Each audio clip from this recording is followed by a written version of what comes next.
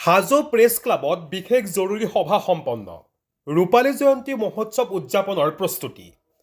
সাংবাদিক প্ৰাঞ্জল কলিতা আৰু মৃদুল মজুমদাৰক অব্যাহতি।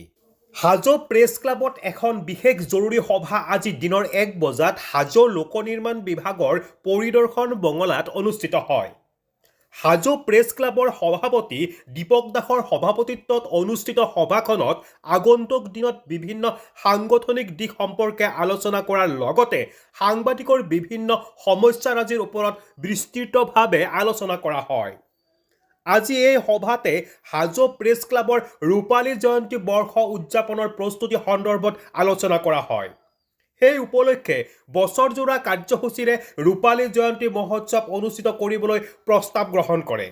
আনহাতে আজি জৰুৰী সভাৰ সিদ্ধান্ত অনুসৰি হাজো প্ৰেছ ক্লাবৰ উপসভাপতি প্ৰাঞ্জল কলিতাই ৰাজনৈতিক দলত আনুষ্ঠানিকভাৱে যোগদান কৰাৰ বাবে আজিৰে পৰা কাৰ্যকৰী হোৱাকৈ বাধ্যতামূলক অব্যাহতি দিয়া হয়।